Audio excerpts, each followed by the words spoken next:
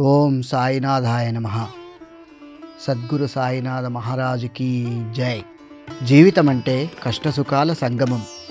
వెలుగు తర్వాత చీకటి, కష్టంతో సుఖం వెన్నంటే ఉంటాయి. కష్టాలకి కృంగిపోకుండా, సుఖాలకి పొంగిపోకుండా స్థితప్రజ్ఞులై ఎదురు నిలిచి పోరాడితేనే జీవితం సార్థకమవుతుంది. మన జీవితం మరికొంతమందికి ఆదర్శవంతమవుతుంది. కానీ ప్రస్తుతం మన సమాజంలో జరుగుతున్నది ఏమిటి? యువతలో కొరవడుతున్నది ఏమిటి? యువతను పట్టి పీడిస్తున్న సమస్యలేమిటి? కుంగుబాటు, డిప్రెషన్, ఆవేశం, అనాలోచిత నిర్ణయాలు, ఒక్కొక్కసారి జీవితాలనే అంతం చేసుకునేంత క్షణికావేశాలు, లక్ష్యాలను చేరుకోలేకపోవడం, పోటీలలో నిలబడలేకపోవడం, ఆత్మవిశ్వాసం లోపించడం, అవకాశాలు లేవని నీరసించడం. అసలు అవకాశం అంటే ఏమిటి? అది ఎక్కడి నుంచో రావాలా? మనకి మనం సృష్టించుకోలేమా? లేక వచ్చిన అవకాశాన్ని మనం గుర్తించలేకపోతున్నామా? ఉపయోగించుకోలేకపోతున్నామా? వీటికి బాబావారు చెప్పకని చెప్పిన పరిష్కారాన్ని, సందేశాన్ని మనం గుర్తిస్తే ఎలాంటి నిరాశ నిస్పృహలు మన దరిచేరవు. ఆ దృష్టాంతమేదో ఒక్కసారి చూద్దాం.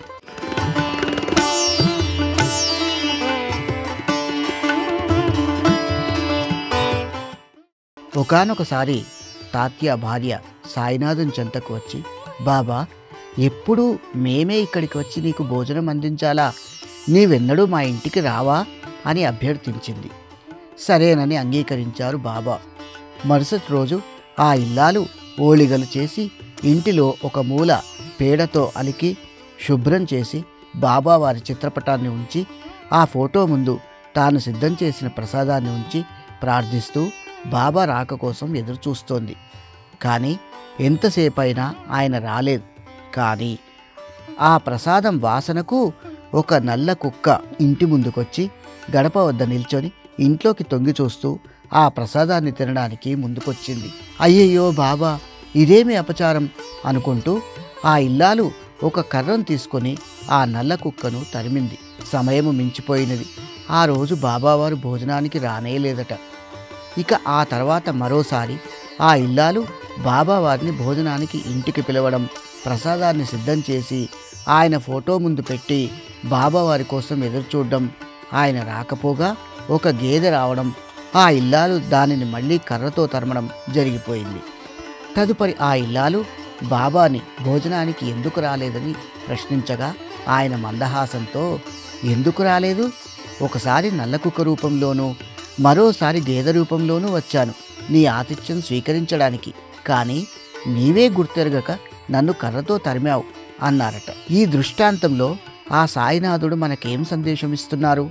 భగవంతుడు ఎలాగైతే ప్రతి జీవి యందు ఉంటాడో, మనకు మంచి అవకాశాలు కూడా మన చుట్టూనే ఉంటాయి.